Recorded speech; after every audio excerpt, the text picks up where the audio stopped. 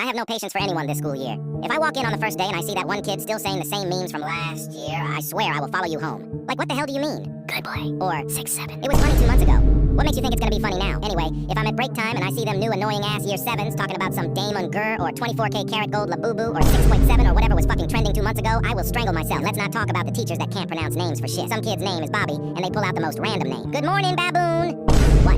Then they say, if I don't pronounce your name correctly, please correct me. We correct you, but you always fucking forget. It's not a Wi-Fi password, it's a simple name. Anyway, it's lunchtime, and as soon as I step foot into the hall, the line is already fucking longer than my lifespan. And those people who try to push in, calm the fuck down, the food isn't running away. It's just a crusty baguette. In British schools, if you want food, you're gonna have to fight for it. Anyway, it's last period, and my class and I have a substitute teacher. We all look at each other, and the next second the room turns into a zoo. People are throwing glue sticks, pens, even fucking chairs at each other. People are switching seats, and then there's that one guy who sits there doing his work.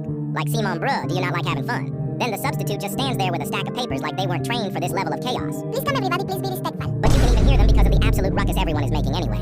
I go home, then I thank God I didn't die today. You've got to be kidding me. So at my school, someone vaped in the bathroom. And what do? They search every girl who might have done it. But the actual girl who vaped? Yeah, they didn't even touch her bag. 10-10 detective work. Then, and I'm not making this up, a boy gets 200 euros stolen. Yes, $200. That's not pocket change, that's, I could buy a PS5 game money. Teachers search our bags, and there's 3 of them watching. And do you know what they find? In one bag, 1 vape. In another bag, 2 vapes. That's 3 vapes in total, in a school. At this point, we might as well have a vape shop in the cafeteria. Oh, and just when you think it can't get crazier, in another class, they find brass knuckles in a kid's backpack. Brass knuckles. Like, what is this? School? Or GTA 6 Early Access? Anyways, that's it, Pookas. Is anybody else scared of growing up? Like, what am I supposed to do with myself after high school? Like, sure, I can get a job in an apartment, but still, what am I supposed to do as a grown-ass man? Do I go to college? Do I work? What do I do? And don't even get me started on all the responsibilities I'm gonna have. I'm so young, how am I supposed to manage rent? Utilities, internet, phone, groceries, laundry, trash, recycling, maintenance, repairs, furniture, savings, budgeting, credit, debt, loans, interest, taxes, insurance, appointments, scheduling, time management. You get the point. It's extremely overwhelming. There's so much to take in and it's exhausting. Does anyone else feel like this, or is it just me? You know what I hate the most is when someone makes highly insensitive jokes, like jokes revolving around grape, SA, etc. And then when I call them out for it, they always say, bro, it's just a joke, you're being so soft. Like, yes, Patricia, I'm being soft because I told you to stop telling me you're gonna R-word me. Yes, I'm soft because I told you to stop calling me racial slurs. My bad for not finding your corny-ass, edgy humor funny. And it's always the same type of people, too. The ones who think shock value equals comedy. Like, no, you're not a comedian, you're just loud and weird. There's a big difference between cracking a dumb joke and trying to turn people's trauma or whole identity into a punchline. You're not being hysterical, you're being an asshole. And what annoys me the most is how they act like I'm the villain for not laughing or calling them out for it, 'cause I ruined their joke. Let me hold your hand while I say this, Brokemon trainer. You ruined the vibe by opening your mouth. If your whole joke needs everyone else to feel uncomfortable for it to land, maybe the problem isn't me being soft.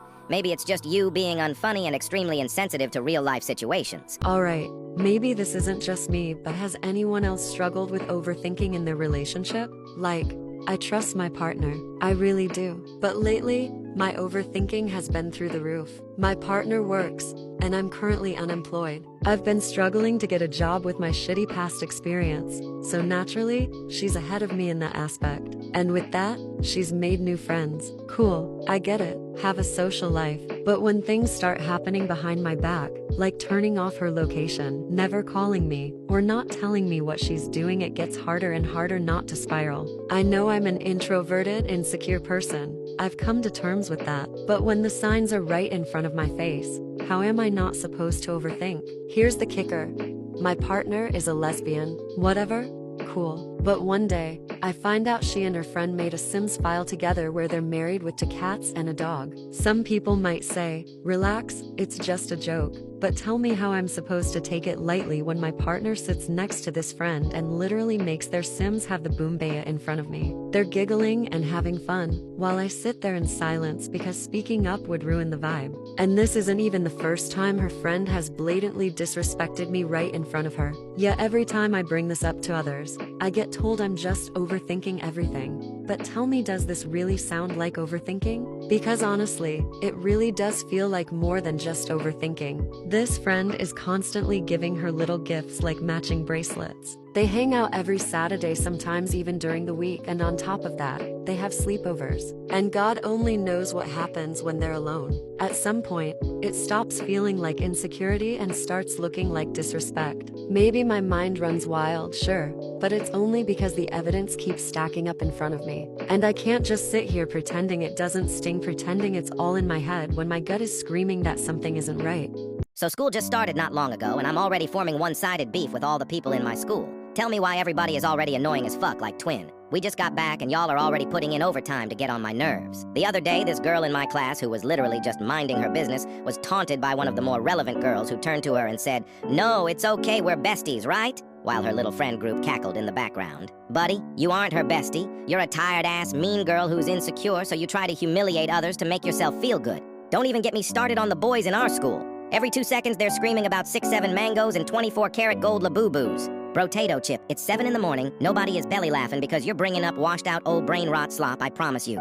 You know, school just started and it's like half the people in this school are already pre-programmed to piss me off. Day 1 and I'm already counting down to summer again so I can get the fuck away from these abnormal imbeciles. Bro, why does waking up for school have to be absolute Torture. My alarm goes off at 6 a.m. and my soul just leaves my body the second the vibrations reach my eardrums. Like, how do they expect me to function before the sun's even awake? I'm lying there, staring at the ceiling, calculating whether it's worth it to skip school. And don't even get me started on the snooze button. That thing's not a snooze. It's a trap. You close your eyes for 5 more minutes, and suddenly it's 8:45, your bus is gone, and you're running out the door half-dressed, holding a piece of toast like it's a Lifeline. The worst part? Teachers always say, just go to bed earlier. Yeah, because at 9 p.m. my brain is totally ready to shut off, instead of replaying every embarrassing thing I've ever done since 2014. And somehow, no matter how early I sleep, I wake up feeling like I got hit by a truck.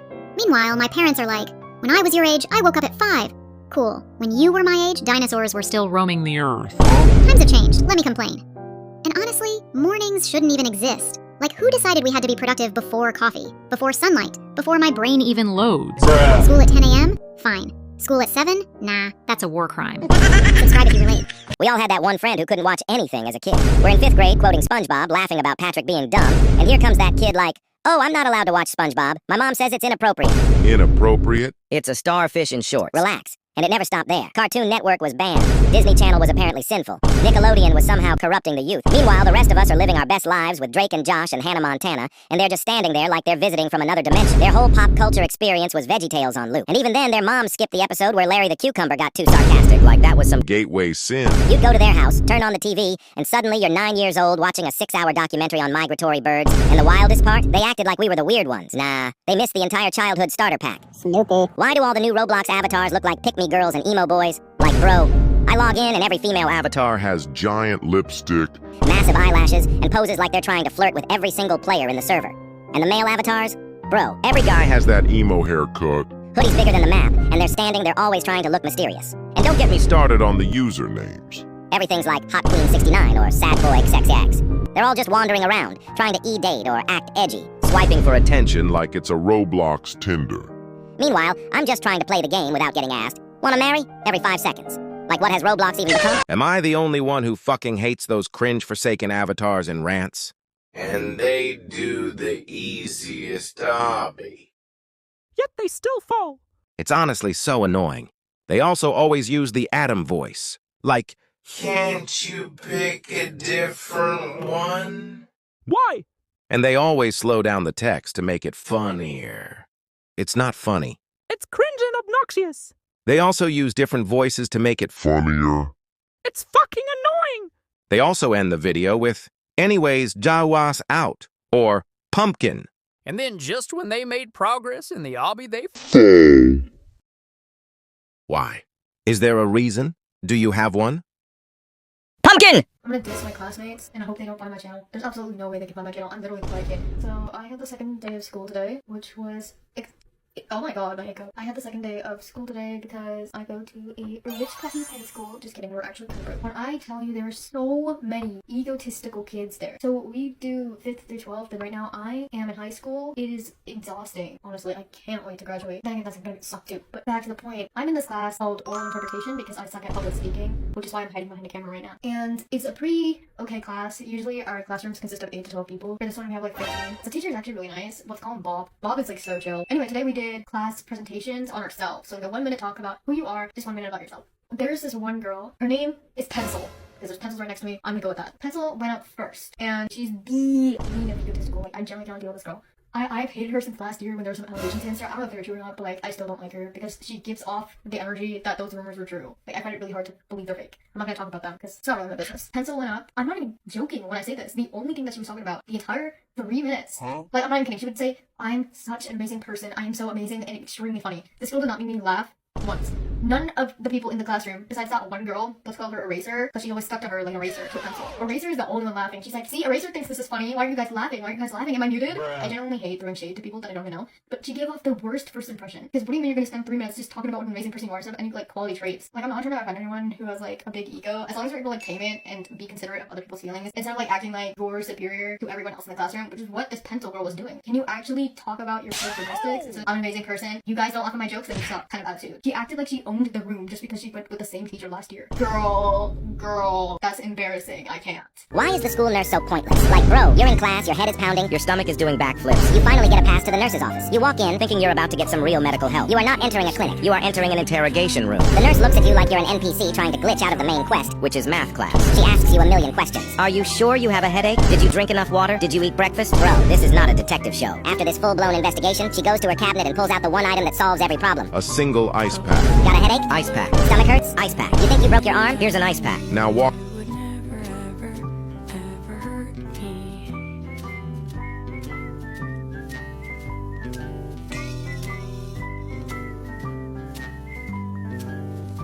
And the road's still long, but you come along and you hold. Can we talk about that weird feeling of missing someone you should fucking hate? Like, you did me hella dirty, but for some reason I still miss you. It's kinda like I would never call you and try to speak to you again, because I know I wasn't in the wrong. But if you called, I'd answer. I really would. I swear my absence doesn't bother them either. But their absence bothers me so much. We aren't friends for a reason, and I know that reason. So why does my brain only want to remember the good parts of our friendship? Sometimes I'll think like, oh, remember that one time we had a sleepover and did things that were so stupid it was funny? Like, what the hell am I trying to forget about that horrible person? I swear my brain has a horrible memory. We're supposed to absolutely hate them for what they did. But maybe it wasn't that bad. Yes, the hell it was. They totally disrespected me as a person and I should just tolerate that. But I can't. Yeah, anyways, are you guys Team Jandel or Team Sammy? Rant over. I don't understand nonchalant people at all. Because tell me why I was ranting to someone. And all I got back was, oh. What the fuck do you mean, oh? I just told you my whole damn life story. And yet I've never regretted something so fast. I could tell someone how I just got kidnapped. And I'd most likely get type shit. I don't understand it at all. It literally feels like talking to a brick wall. Especially in a relationship. You could be like, hey babe, how was your day?